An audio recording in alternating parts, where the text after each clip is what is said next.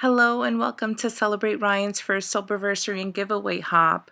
We're a group of crafters coming together to celebrate Ryan's first Soberversary and the growth of his YouTube channel. In the description box below, you'll find a link to the next video in this hop. You'll find a link to Ryan's channel, GlitterGrungeGreetings, and you'll also find any information you need regarding the giveaway. Now the giveaway is open to US residents only, and Ryan will be choosing a winner on his channel October 10th. Now as you move along through this hop, if you're not already a subscriber, please do so. Like our videos. We love to hear from our subscribers, so please leave a comment as well. And it also increases your chances for the giveaway. Now, in this video, you're going to watch me make a card to celebrate Ryan and his accomplishments. He's doing incredible things, both personally and creatively, and everyone involved in this hop is so incredibly proud of him. So without further ado, I hope you enjoy, and like I said, please subscribe, like the video, leave a comment, and move along in the hop. If you want to watch all the videos in order, you can use the hashtag Celebrate Ryan's First Soberversary, and you'll find all the videos in a playlist in order. Alright guys, so here we go. These are the tools I'll be using. I have these scissors I'll be using to do a little fussy cutting, not much. I have this stamp that says "You've got this," and I removed it from its block just so I could use it as a cling. And I have a pencil to trace. And I have these papers. I have a little piece of black. I have this awesome brick background, which I'll explain in a minute. Another large piece of black paper and my card base. And I have some water. And I have these blending tools. I have some brushes and I have some of these scrapbook.com blending tools as well for my blending. I have my anti-static tool and some embossing powder in white. Not gold, guys. I've been using a lot of gold lately. And the Versamark ink and my microfiber towel and a paper towel as well, which you'll see what I use that for. And I'm going to be using Distress Oxides for this in honor of Ryan. He's a huge Distress Oxide and Distress ink user, so I'm using Fired Brick, Spice Marmalade, Fossilized Amber, Peeled Paint, Faded Jeans, and Wilted Violet. So if you guessed, this is going to be rainbow. I'm so excited. And my Misty tool, of course. And let's go. Let's get started. So this background real quick, I printed it off of, I found a clip art. And I just printed it onto a piece of cardstock and I foiled over it. So this is the only thing I didn't film because I can't put my printer in frame or my foiling machine. There's just not enough room in my space. So I did that off camera. And so here I'm just blending. I started with the Fired Brick, the red, and just put some down. And what you're going to be noticing is every new color that I place down, I go back to the previous color and just kind of blend where they meet. So I'm putting the green down and then I pick up the yellow and just blend that line. So I keep doing that all the way down to form this rainbow. So like I said, I did foil this brick pattern with black foil. I just wanted to give it a little shine and have it stand out a little bit against, the background. So the idea behind this whole card, period, is to kind of make it look like, a brick wall with some graffiti on it, I guess. I was going to use the sentiment on top of the card to give it that kind of look like it was spray painted on. So I think ultimately it came out pretty good. I'm proud of it. But that was the idea, behind this. So I'm just going to clean up and I'm going to take this panel and I'm going to spray a little bit of water on it to give it a distressed look. That's why I have my paper towel, because then I dab it just like this. And it just gives those little water spots and splotches. So I'm going to put that aside so it can dry completely, and I'm going to work on the sentiment. So I take this little piece of cardstock and I unmounted my stamp and I put it down so I could trace around it. I don't have a die for the stamp or anything, and I didn't want to stamp it directly onto a piece of paper and just have it like a square piece on the brick wall. So this is what I felt would give it kind of like a look of you know, like graffiti art, you know, the halo around the writing. So here I'm fussy cutting it. I am not a fussy cutter at all.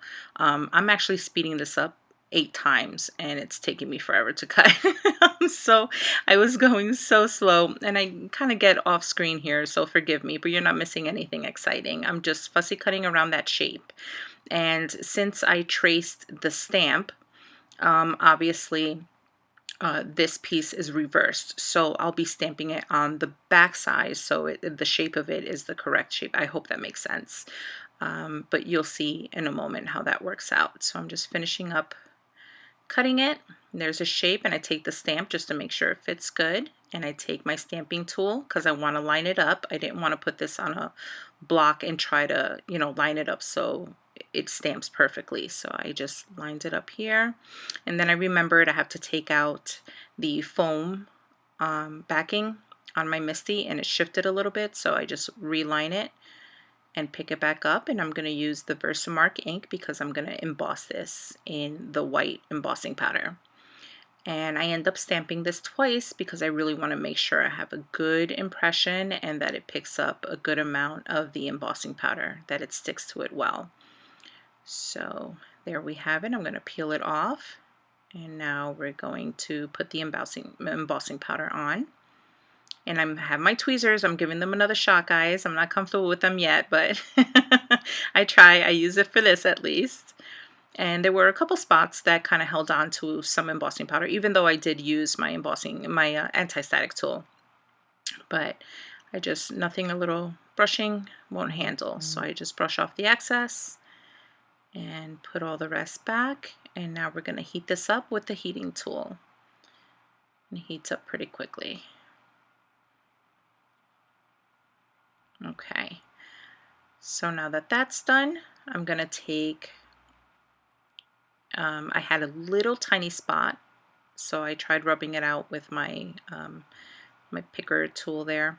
So I'm going to put, I wanted an outline of black behind this as well to kind of just tie in the black that I'm using for the graffiti and on the brick wall, you know, the black lines and everything. I kind of just wanted it to look cohesive and kind of all come together. So I put that on the backing, and then I'm going to put my sentiment up with some foam tape here. So I'm just going to put a bunch of foam tape on the back of this sentiment just so it could pop off of the wall and kind of look, I don't know, like when I see graffiti art, like really nice graffiti art, it kind of pops off of the background. It kind of almost looks 3D. So I figured this might help with that kind of aesthetic. So I'm going to peel the backing with my poker tool off of all the foam tape here, and then I'm going to center it as best as I can on the wall, just like that, and place it down. And this all comes together fairly quickly, as you can tell. I'm just going to wipe my area, and I'm going to work on my card base, of course, fold it up, and I'm going to use my bone folder to have a nice crisp sharp line. And then I figured I didn't want that white behind it. It looked okay with the white, but I just didn't want it. So I thought it'd be nice to just, without any extra ink, I'm going through all the blender tools that I used to make the rainbow.